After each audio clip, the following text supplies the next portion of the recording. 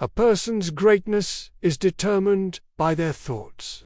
This timeless truth has been proven repeatedly by successful individuals like Elon Musk, Steve Jobs, and Jeff Bezos. Napoleon Hill, in his famous book, Think and Grow Rich, said, "What you think about, you become."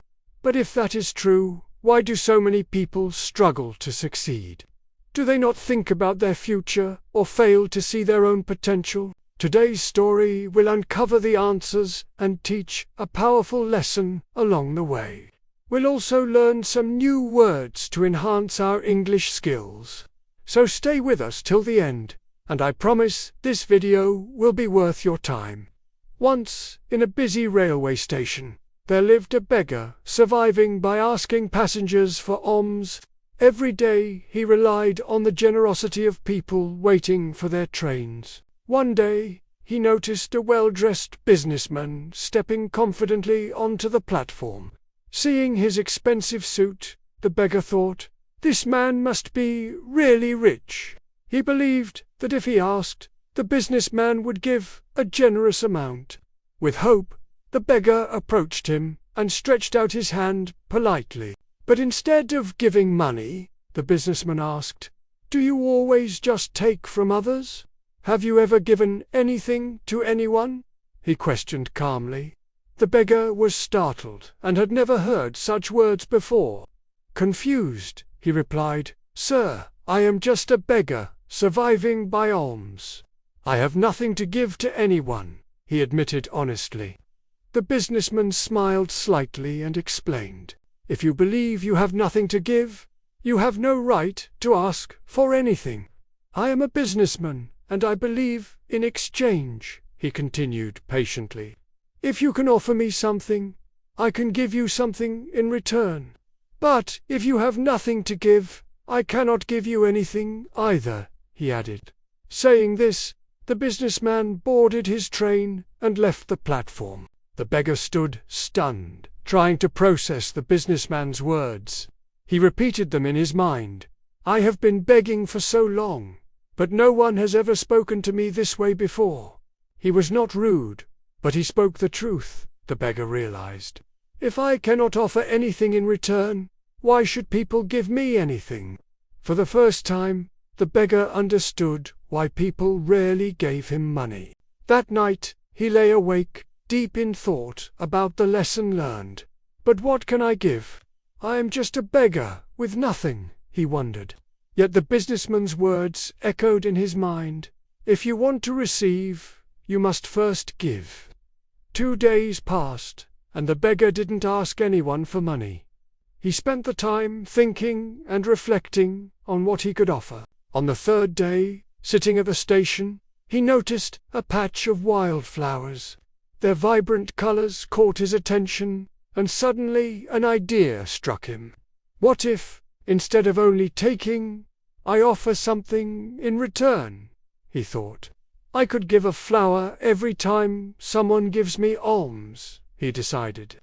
Determined, he plucked a handful of flowers gently and returned to his usual spot. When someone handed him a coin, he smiled and offered them a flower. Surprisingly, people accepted the flowers with joy and even thanked him. As days passed, more people began giving him money generously. He noticed a pattern.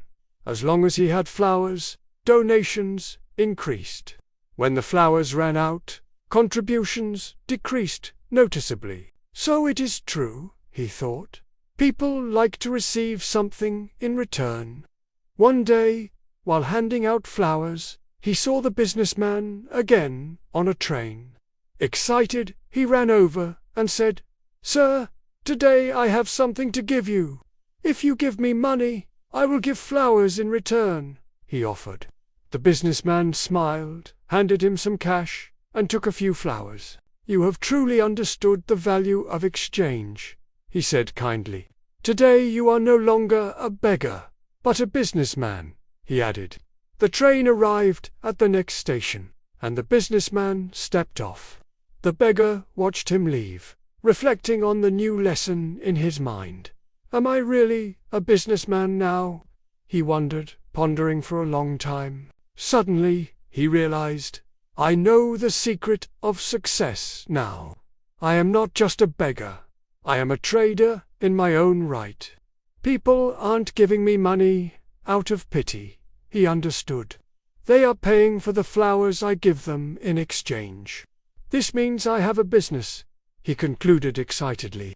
That day, he left the railway station and never returned as a beggar. 6 months later, at the same station, 2 well-dressed men met again.